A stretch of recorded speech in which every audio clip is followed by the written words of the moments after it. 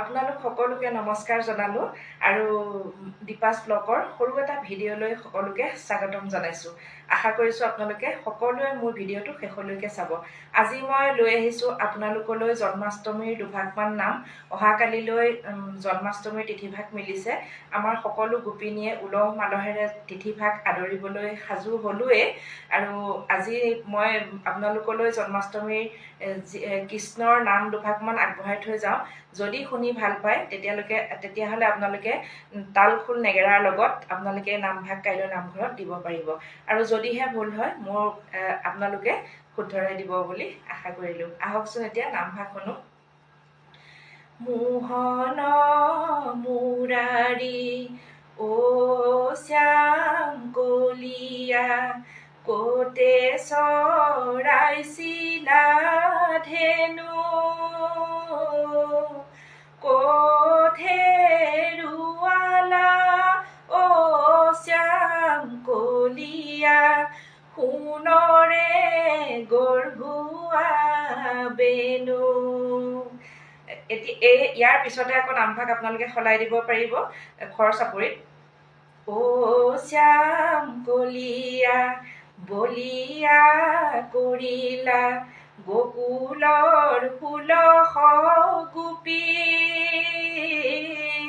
প্ৰাণনাথ বুলি বিচাৰি ফুৰিছে শৰতৰ পূৰ্ণিমা ৰাতি।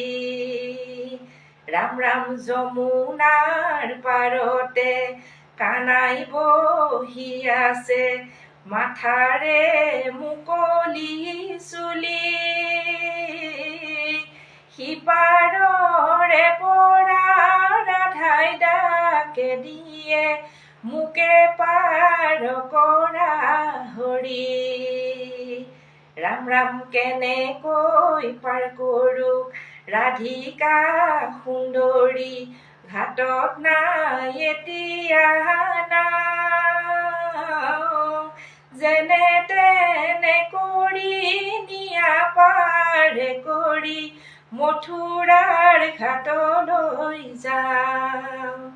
বৰ ধুনীয়া নামভাগ। মই হয়তো গাব জনা নাই কিন্তু আপোনালোকে বৰ সুন্দৰকৈ নামভাগ মিলাই পেলাই পদৰ লগত নামঘৰত দিব পাৰিব। যিহেতুকে মই পদ নিদিওঁ, আগতেও ভিডিঅ'ত মই কৈছো যে মই নাম কেইভাগে দিম, পদ দিবলৈ বহুত সময় লাগিব আৰু লগত তাল খোল দুগৰাকীমান মানুহ লাগিব। সেইকাৰণে চমুকৈ আপোনালোকক নাম 4 ভাগ আপোনালোকলৈ আগবঢ়াইছো।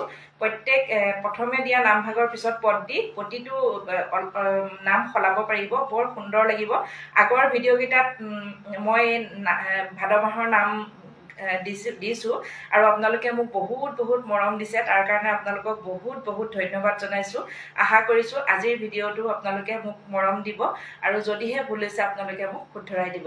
এতিয়া নামঘৰলৈ যাওঁ। আপোনালোকো আহক মোৰ লগতে নামঘৰলৈ যাওঁ নাম ল'বলৈ। ধন্যবাদ।